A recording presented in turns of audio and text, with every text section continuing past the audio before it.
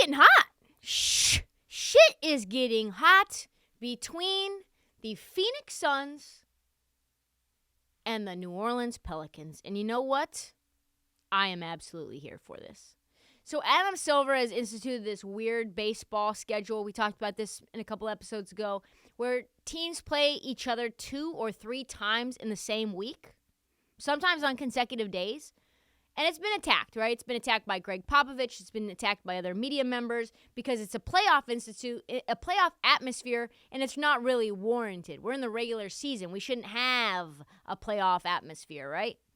But I like it. I like it because a playoff atmosphere creates rivalries. And that's what we need in today's soft-ass NBA, more rivalry. And the birth of a rivalry might just be what we got on Friday in the first of a 3-game series between the Suns and the Pelicans. 3 games in the span of 1 week. Tensions, if you remember, boiled over in the first round series between the Pelicans and the Suns, right? Things got very, very spicy. As a quick aside to just the rivalry that's brewing and what happened on Friday night, because it was awesome, is Chris Paul, is Chris Paul the worst now? Like, what happened? I liked Chris Paul for so long. I've been talking all kinds of positive things about him. People hate him. I've been saying, no, he's a phenomenal leader. He's one of the best pass-first point guards in the league. No, he's not washed. But, man, he is a world-class cheap shot. He's the worst. I am now out on Chris Paul. Do you remember when Jose Alvarado essentially ruined Chris Paul?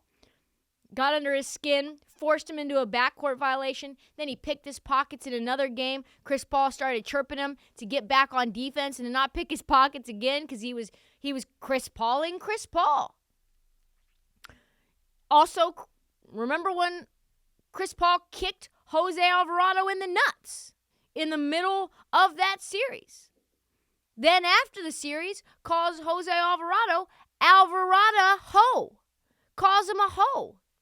Also, by the way, Zion wasn't in that series because he had a foot injury. So that's important to note because of what happened on Friday. Zion wanted to put his imprint on this little back and forth that they have going on. So this is what happened during the game. Chris Paul continued to be, as my grandma would have said, a little shit. Sneaky elbowing Jose Alvarado in the chin as he goes by. For no reason. They're not even playing. Basketball's nowhere in sight. And after a really tight game, the Pelicans pulled away from the Suns late. But what really got the Suns pissed was that the Pelicans had nothing to play for at that point. Game was over. And instead of just running the clock out, Zion took an outlet pass from I forget who, maybe Alvarado, and proceeded to do a 360 windmill dunk at the buzzer with like 2 seconds left on the clock. Then he flexed for the home crowd. Suns did not like that. They did not appreciate that whatsoever. They went nuts. It was a little kerfuffle. You had people fake fighting, pushing each other. Refs got involved. Willie Green got involved. Literally, head coach Willie Green was ready to throw down for his team. And was Willie Green's team who initiated it, honestly. So it was funny. And it was a really good announcement that Zion is back. Zion's like, I am so healthy that in a meaningless 2 seconds of a game, I am willing to get my bounce and windmill that shit down. 35 points on 13 for 17 shooting.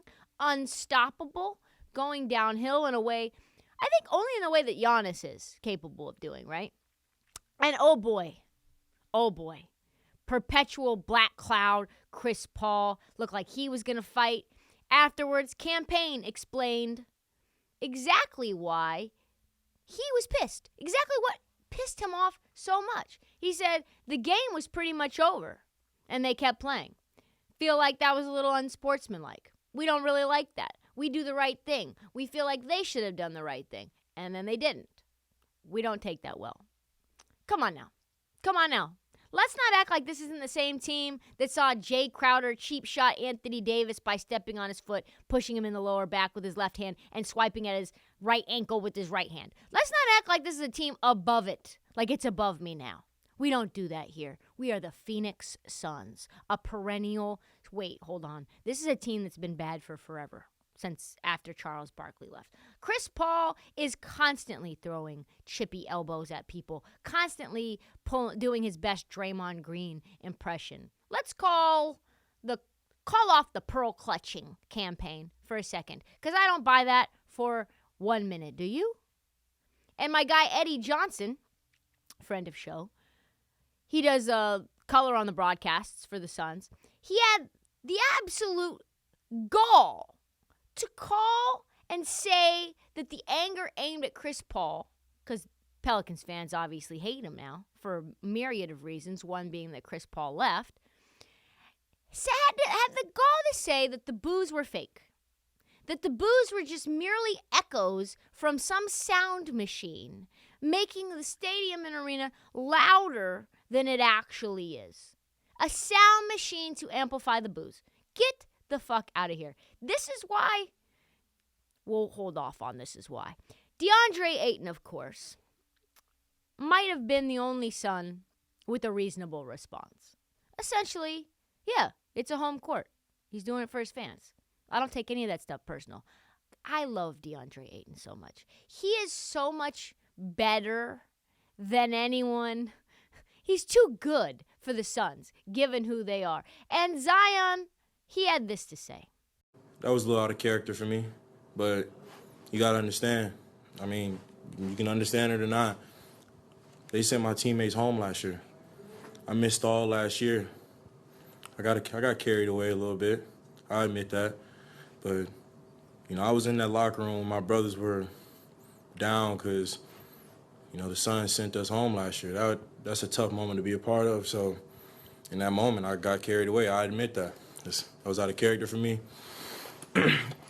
So, if they was to do the same thing, I wouldn't have no problem with it. If they were to do the same thing, I wouldn't have a problem with it. Unfortunately, the Suns don't have anyone athletic enough to do that. So, I don't know about you, but if Zion keeps playing this way, he's going to win MVP. He is. They're the number one in the West. He's averaging 25, 7, and 4 with a steal. Gets blocks all the time. If he has even a modicum, as my mom would say, a modicum of defense, and they continue to play this way, number one in the West, and Zion is doing 360-degree windmills at the end of games, causing a scuffle to the point where it becomes Sports Center, First Take. You know what time it is? That's how MVPs are born. Stay healthy, Zion. And listen, his odds on Thursday night, 50-1 to win the MVP. His odds today, 20-1 to win MVP. That is what we call diminishing value. You should probably jump on Zion tickets right now. And you know what's crazy is outside of that fight, the media hasn't said a peep, myself included. We are just hoping and praying Zion is a bust, don't we? It's like we are just thinking that maybe he'll tear something or erode or break a toe or just get fat again. Who knows? We're just waited with bated breath to see if something wrong goes on because Zion as this version of Zion and a team that's the number one in the West, oh boy. They are fast, they are deep, they have stars everywhere. This team is a killer, and I think that they are the most dangerous team to any contending team based on this roster alone. And the last question that I have, because I was thinking about this when every Sun was bitching and complaining and moaning and saying about unsportsmanship and blah, blah, blah, and how unlikable they are. I have rode for the Suns. My grandmother loved the Phoenix Suns. But are they are the Phoenix Suns the most unlikable team in the NBA right now? People absolutely hate them. People absolutely hate Chris Paul, and now that hate is extending to Devin Booker. I don't know why that is, but they hate him too. Probably because they both fucked a Kardashian. And you've got Cam Payne. They don't like Cam Payne. He's kind of a little bit of a unsportsmanlike himself.